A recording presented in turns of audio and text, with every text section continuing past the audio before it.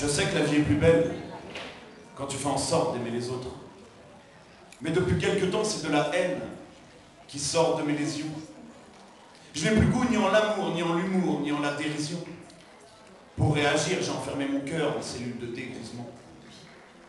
Le sujet est grave, les conséquences sont, je pense, alarmantes. Pour vivre heureux, il aurait fallu que je naisse musulman.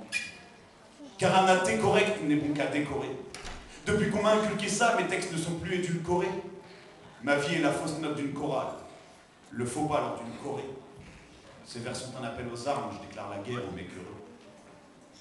Mais je ne regrette rien, car ce qui ne te tue pas te rend plus fort. Puisque je te le dois, dans les bras d'une autre, j'irai chercher du réconfort. J'espère simplement que je ne te manquerai pas et que tu ne penseras à moi que rarement. On s'est fait souffrir, et le pire, c'est qu'on l'a fait proprement.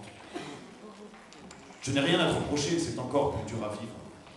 Si les souvenirs que j'ai de nous pouvaient cesser de me ravir, je me suis juré de ne pas te rappeler, pour ne jamais te revoir.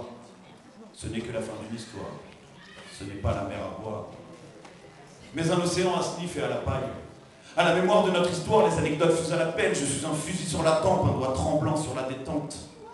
Dans tes bras, j'étais le roi et je redoute la descente. C'est indécent et je m'en plains. Tu as fait de mon cœur un tas de cendres, en plein mois de décembre. Je ne savais pas que manger du porc était plus grave que fumer des spliffs. Que ne pas croire en Allah rendait le blanc malsain d'esprit. Ta mère ne voulait pas que ses petits-enfants brandissent la bannière tricolore, elle ne voulait pas qu'ils grandissent là. Va dire à tes parents que je ne changerai pas pour qu'ils m'acceptent, qu'il n'y a que derrière un micro que je me sens bien dans mes baskets, que c'est impossible de lutter quand à coups de couteau de ta tête on chasse l'âme. Moi, pour ne pas être seul, j'irai sur scène, jusqu'à ce que sur mon front, l'islam. Je suis persuadé qu'ils m'accepteraient si j'étais un artiste riche. Mais dis-leur que ce sont ceux-là qui rendent les femmes hystériques. Moi, il n'y a qu'en caressant ma plume que peut-être j'ai pu être infidèle. Putain, c'est dur d'oublier une femme quand toi tu rêves d'un fils d'elle. Pour une histoire de religion, ou plutôt de non-religion, j'ai perdu ma moitié. Et j'espère que vous comprenez que ma frénésie soit freinée. Ni baptisé, ni circoncis, je suis et je serai athée, et je t'en prie, pour dire à mes parents que leur progéniture est ratée.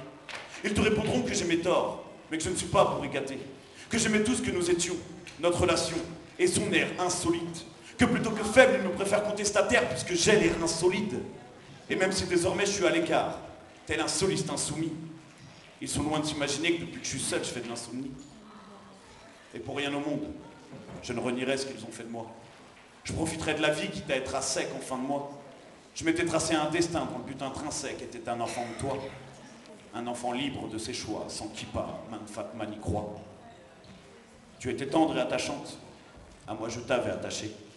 Mais comme aucun de nous n'a changé, forcément, la corde a lâché. Je le regretterai toute ma vie, mais ce ne sera qu'un regret de plus. J'ai laissé le train partir sans moi. Et comme un con, j'ai raté le bus.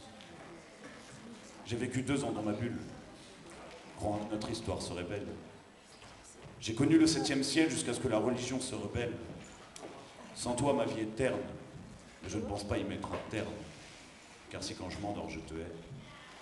Quand je me réveille... Je t'aime.